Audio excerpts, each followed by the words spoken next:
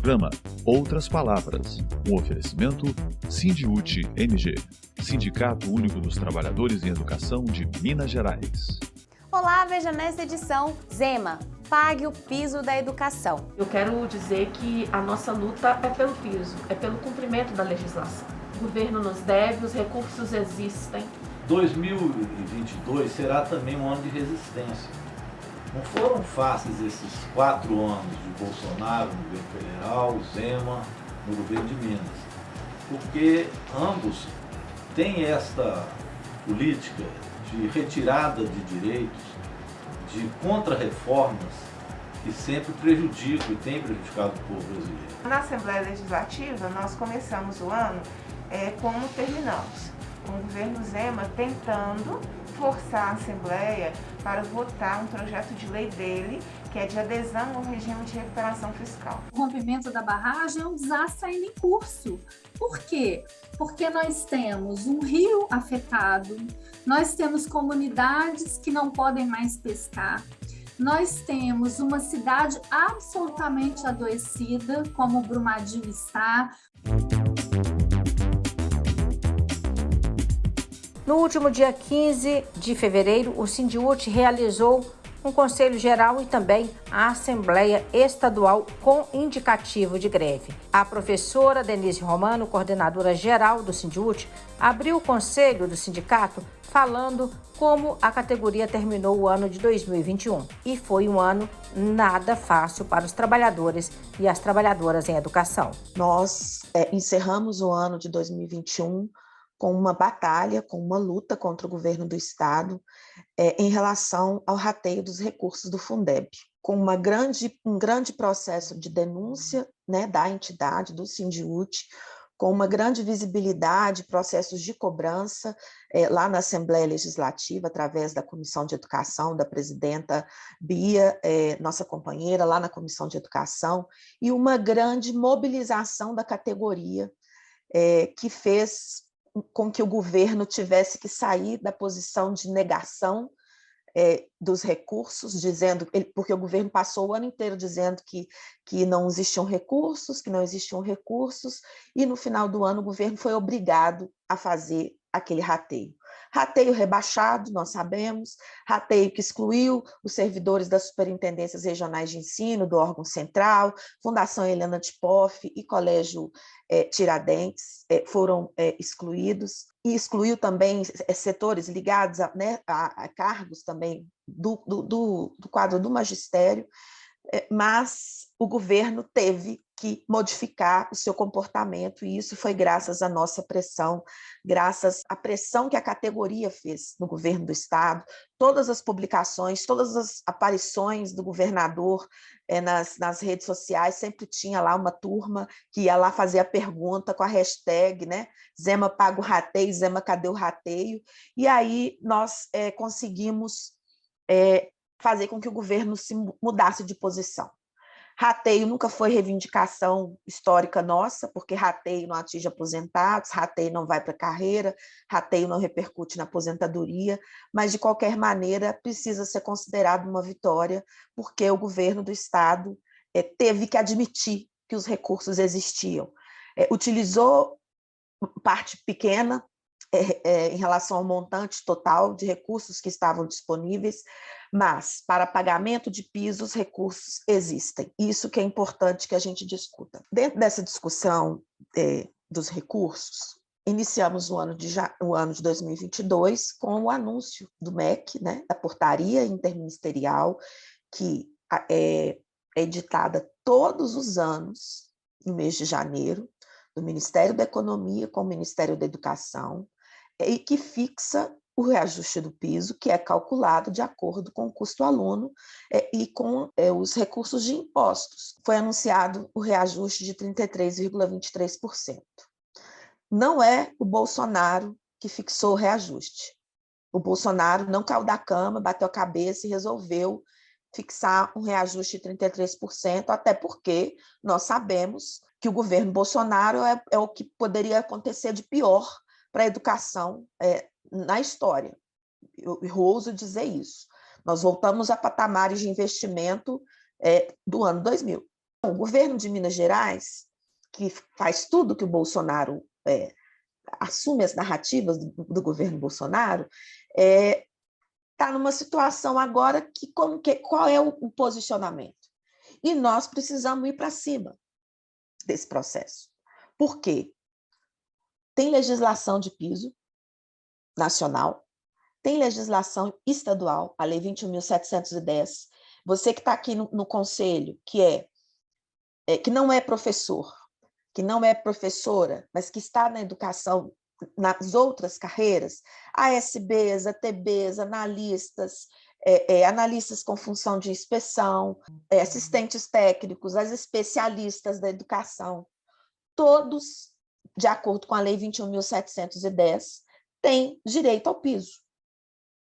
E nós, inclusive, publicamos um informe que o pessoal pode colar aqui no chat, com as tabelas do que o governo do estado nos deve. Cada um lá com a sua jornada, cada um com o seu vencimento básico, mas todos com a repercussão do que o piso significa na nossa carreira e na nossa tabela salarial.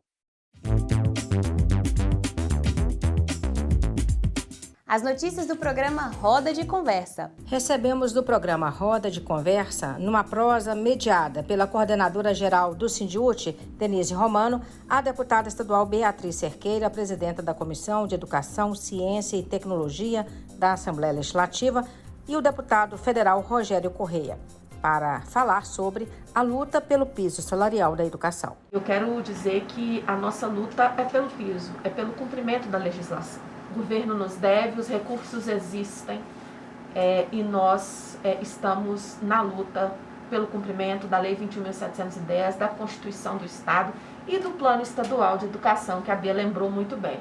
No Plano Estadual de Educação, inclusive, faz referência à Lei 21.710 e ao pagamento do piso salarial profissional nacional. E o governo do Estado escolheu pegar o Plano Estadual, jogar fora, como se isso fosse uma coisa normal, e pegar a legislação estadual, a Lei 21.710 e a Constituição do Estado, por mais incrível que isso possa parecer, e dizer, olha, não quero. É fácil, né? Não quero, não vou fazer desse jeito. Não tem regra que me imponha nenhum tipo eu não sou obrigada a cumprir esta regra, como se nós estivéssemos na barbárie, onde não há regulação das questões públicas. Então, o governo escolhe jogar fora a nossa legislação e nós escolhemos a luta pelo piso, que começou aqui em Minas, lá com a aprovação da lei, né, em 2008. É muito vergonhoso, né? 2022 e nós ainda estamos nesse processo, apesar de já termos conquistado vários avanços, né, conforme a gente disse aqui, da legislação. O governo escolhe descumprir a lei, nós, da educação, escolhemos a luta pelo piso e a luta pelo cumprimento da legislação do Estado. Deputado, nas suas considerações, se você puder dar uma perspectiva para a gente das lutas na Câmara Federal agora, nesse semestre, não é? 2022 será também um ano de resistência. Não foram fáceis esses 4 anos de Bolsonaro no governo federal, Zema no governo de Minas, porque ambos têm esta política de retirada de direitos, de contra-reformas, que sempre prejudicam e tem prejudicado o povo brasileiro. A gente lembra da reforma trabalhista, ainda no governo Temer, que foi um desastre, depois da reforma da Previdência, e agora eles quiseram fazer essa reforma administrativa, que é a privatização da prestação de serviço, que é a PEC 32. Então este é um ponto que nós não podemos perder. Essa vitória nós temos que garantir. Como eles precisam de 308 votos, 3/5, eles hoje não têm esses votos. A mobilização foi muito intensa pelo Brasil como um todo. Então, eu acho que a primeira batalha nossa dentro da Câmara Federal é não permitir retrocesso em termos dessa PEC 32. Porque ela acaba com o serviço público e, como ela acaba com o serviço público, ela acaba com o servidor também. O servidor passa a não ter mais concurso, ele vai ser contratado temporariamente apenas, ele passa a não ter direitos, até salário. Essa reforma administrativa fala em cortar. Eles falam que, aprovando a PEC 32 do jeito que ela está, o governo pode cortar 25% do salário e 25% da jornada. Então, esta reforma administrativa, ela é um ponto fundamental nosso. Mas eu quero ressaltar também que nós tivemos algumas vitórias importantes, até para dar, né, a vocês uma palavra também de esperança e de valorização da luta. Muita gente fala, não vale nada lutar, nós lutamos dizendo todo o que nós conseguimos. Conseguimos muita coisa, conseguimos uma educação pública da creche à universidade garantida em Constituição. Isso não é pouca coisa que nós conseguimos, não. Mas é claro que precisamos mais. Então, é muita esperança na luta mesmo que nós temos que ter daqui para frente. Então, eu acho que derrotar a PEC 32, mas também lembrar que nós não permitimos que eles acabassem com o Fundeb, nós garantimos o Fundeb e garantimos o piso. Na Assembleia Legislativa, nós começamos o ano como terminamos, com o governo Zema tentando forçar a Assembleia para votar um projeto de lei dele, que é de adesão ao regime de recuperação fiscal. Por que nós não queremos votar? Porque o governo, de fato, não apresentou o que será o plano de recuperação fiscal. Então, o Zema está tentando que os deputados votem alguma coisa sem que a gente tenha o conhecimento do seu conteúdo. Então, ele só quer que a gente autorize a adesão. Depois de autorizada a adesão, ele vai formular o plano que não precisará passar novamente pela Assembleia Legislativa. Percebam a gravidade? Quando você elege um governador, um prefeito, um presidente, ele não tem cheque em branco para fazer o que quiser. Ele tem os outros poderes que precisam ser respeitados e o poder legislativo com um papel importantíssimo na fiscalização, inclusive no debate público daquilo que o governo quer aprovar. Ele quer aprovar sem dizer o que fará. Então, por isso, hoje, nós iniciamos o ano exatamente com a pauta de votação da Assembleia está travada, porque esse projeto de lei do governo, que está com regime de urgência, ele não nos deixa votar outros projetos antes de votar esse projeto.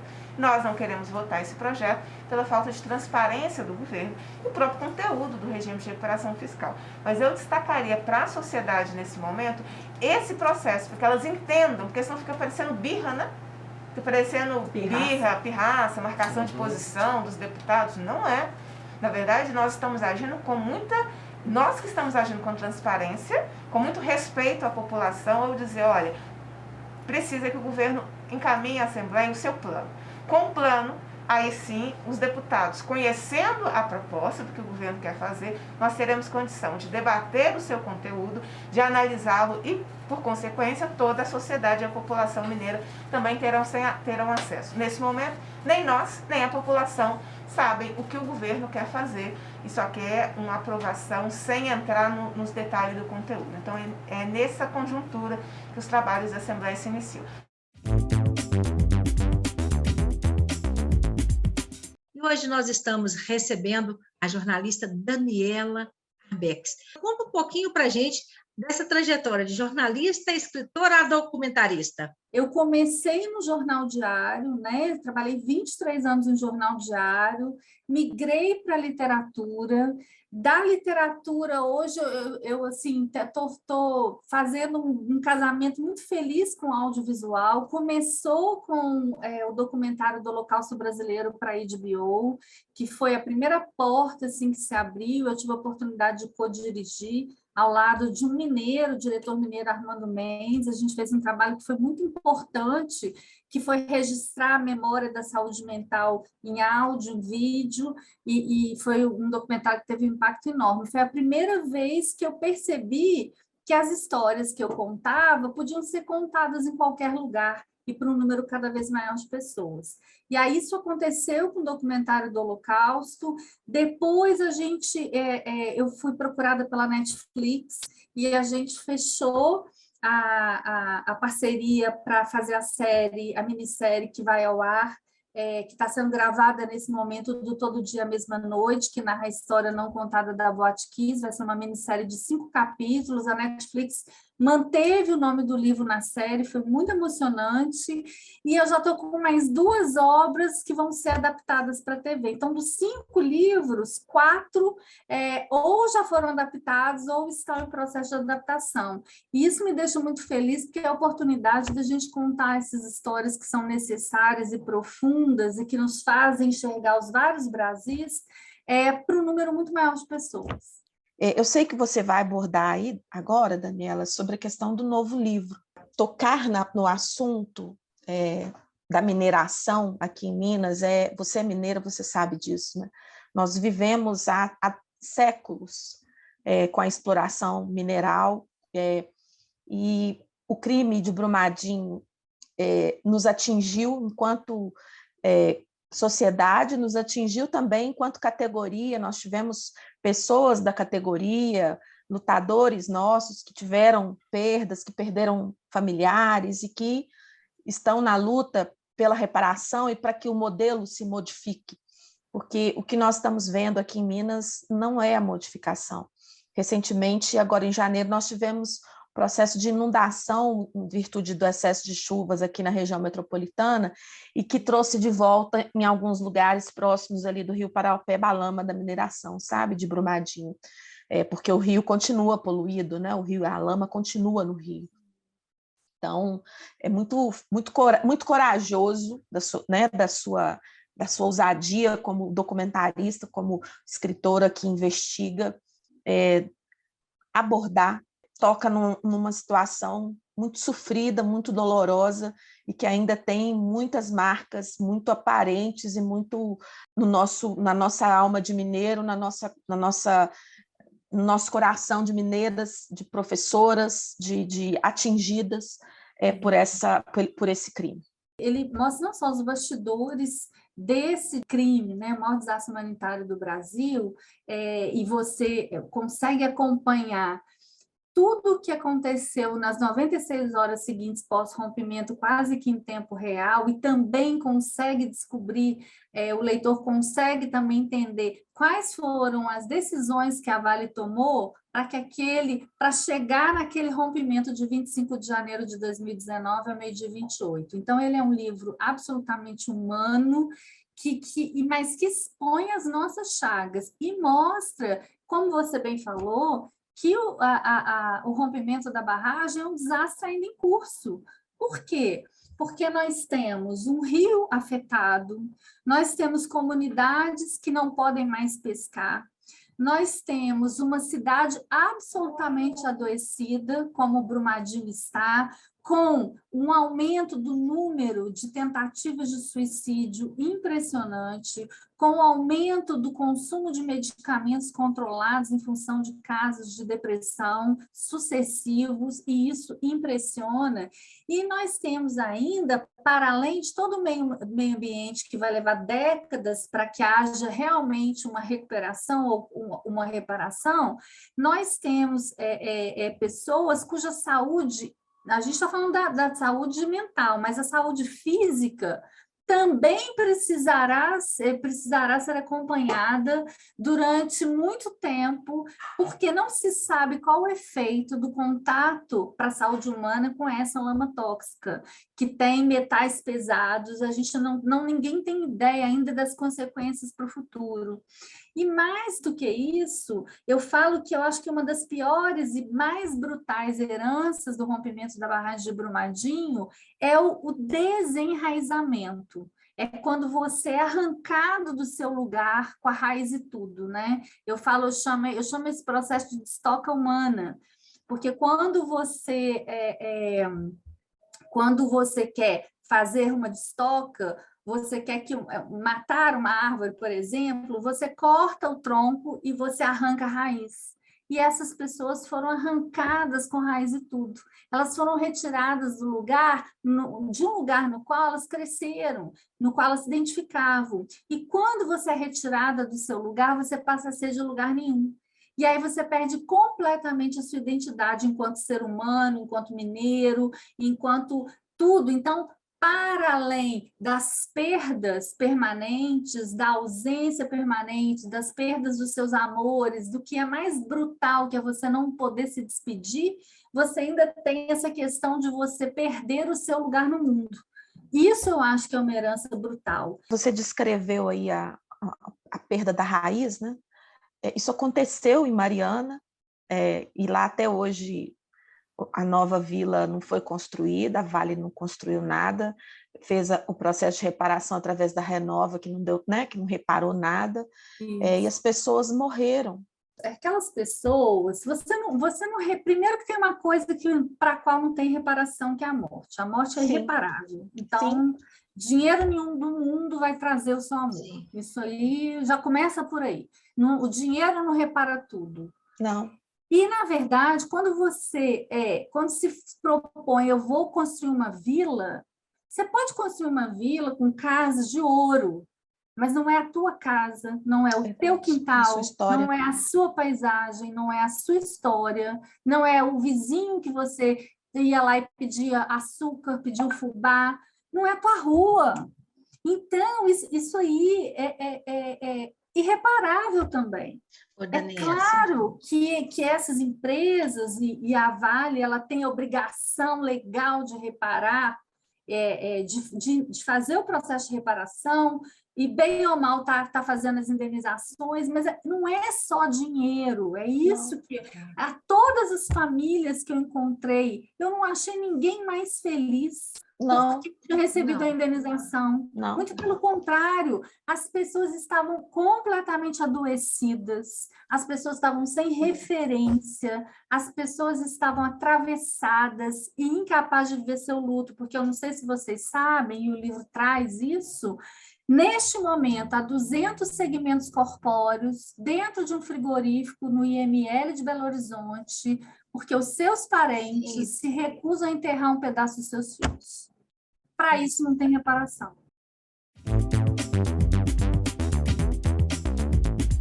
Momento CUT Minas. Denise Romano, coordenadora geral do Sindiúti, foi convidada a participar do podcast Fala CUT Minas. E neste episódio, ela bate um papo com o presidente da Central Única dos Trabalhadores em Minas Gerais, Jairo Nogueira Filho. Bater um papo aqui sobre a situação da educação no estado de Minas Gerais, sobre o governo Zema, o governo Bolsonaro. Você conta pra gente como é que é essa questão do piso? Piso salarial, uma lei federal, a Lei 11.738, ela foi aprovada e sancionada no ano de 2008, no governo do presidente Lula, e desde então nós estamos aqui em Minas Gerais na batalha pelo piso. Em 2015, foi feita uma lei estadual que foi proposta pelo deputado estadual à época, o deputado estadual Rogério Correia, que é a Lei 21.710. Essa lei garante o piso para a jornada de trabalho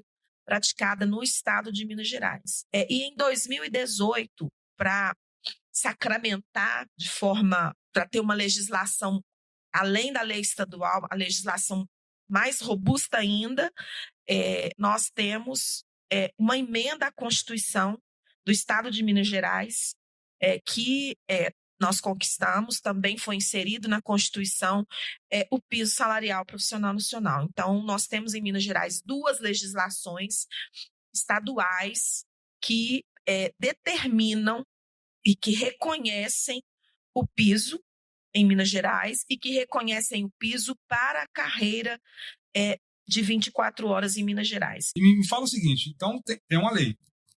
Então, se o Zema não está cumprindo, ele está ilegal. Sim, é muito curioso isso, porque tem um rito, né, de posse do Poder Executivo, né, e aí o Poder Executivo, o governador, no dia da sua posse, ele faz um juramento lá, com a mão na Constituição do Estado de Minas Gerais e promete cumprir a legislação, cumprir a Constituição do Estado. E isso aí, aqui em Minas Gerais, ficou só na promessa, né? Ficou só na promessa descumprida, na promessa vazia. Depois tenta para explicar bem como é que surgiu o Fundeb, como é que essa política... O Bolsonaro tentou extinguir o Fundeb, né? Sim. O Fundeb foi criado, primeiro era Fundef, né? Era Fundo Nacional de Desenvolvimento do Ensino Fundamental. Então, no governo Lula, foi criado o Fundeb, que era o Fundo de Desenvolvimento da Educação Básica, Fundo Nacional de Desenvolvimento da Educação Básica, que engloba toda a educação básica. Em 2020, o Fundeb, aquela regra anterior, se extinguiu. Então, era necessário se fazer uma nova legislação com um Fundeb permanente. Foi essa disputa feita em julho-agosto de 2020. Então, nós fizemos uma grande mobilização no país todo, liderados, né, pela nossa CNTE, que é a Confederação Nacional dos Trabalhadores em Educação, e nós conseguimos a aprovação do novo Fundeb, aumentando para 70% os recursos desse Fundo Nacional para financiar a educação. Então, nós conquistamos isso. O governo Bolsonaro trabalhou o tempo todo contra a criação do novo Fundeb. Os deputados federais do Partido Novo também trabalharam contra isso lá. Todas as medidas que tem no Congresso, todas as votações, todos os destaques feitos pelo Partido Novo, todas as proposições feitas pelo Partido Novo na Câmara dos Deputados são para destruir servidor público, serviço público e população pobre que precisa desse serviço público. E é um pouco retrato do que a gente enfrenta aqui com o governo Romeu Zema. Eu sou trabalhador, eu não tenho condição de pagar uma escola particular. Eu sou trabalhador, não tenho condição de pagar um plano de saúde. Então eu dependo de serviço público de qualidade. E aí eu acabo elegendo um cara igual o Zema, que durante a campanha defendeu que era o Estado mínimo, que ia acabar com isso, né? É uma questão de projeto, né? É uma questão de projeto. A elite brasileira, ela só pensa no lucro. Ela só pensa no lucro, ela não tem projeto de país. Nós estamos vendo aí, nós estamos sendo governados pelo Bolsonaro e nós estamos vendo projeto de destruição. Não é projeto de país, não é projeto nacionalista, não é nada disso. Na época da eleição, falar que vai valorizar a educação é quase que lugar comum.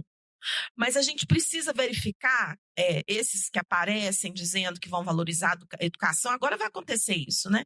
Qual é a trajetória dessas pessoas? Principalmente no poder legislativo. Porque não adianta dizer que valoriza a educação e na hora das votações no plenário da Assembleia Legislativa, que são votações que são importantes para nós, que vão decidir a nossa vida, votarem de acordo com o que o governo quer. A gente está vendo entrar trabalhar, eu sou funcionário da CEMIG, né, há alguns anos, e está entrando agora alguns companheiros lá de concurso. O concurso de 2017.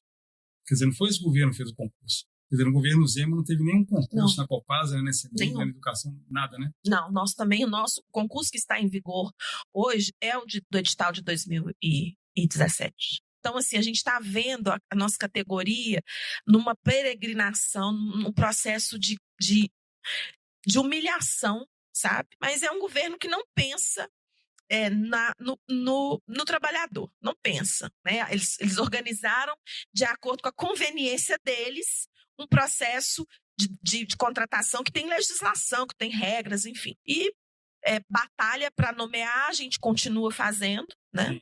A gente continua pautando, continua fazendo, e o governo de fato, não fez nenhum concurso para nenhuma área do serviço público. Não fez nenhum concurso, não fez nenhuma, muito pelo contrário, sabe? Se você perguntar se teve privatização ou terceirização ou alguma coisa da pauta, desse tipo de pauta no governo Zema, só não teve mais por conta da nossa resistência. Hoje foi um debate importantíssimo sobre educação aqui em Minas Gerais e que pé que está e o que está acontecendo. Passo então para você, Denise, fazer essas considerações finais aí. Muito obrigado por ter aceitado o convite da CUT Minas, viu? Muito obrigado por ter vindo aqui hoje conversar com a gente. Dizer que a educação está na rua, está na luta e nós vamos conquistar esse piso e o cumprimento dessa legislação. Não é falta de disposição nossa ou ou a dificuldade que não vai nos conceder o piso. O piso é lei. Já está, e é direito nosso, e nós vamos correr atrás, e a bola agora está com o governo. Pelo que me consta, o Estado de Minas já paga hoje um valor que se aproxima desse novo piso.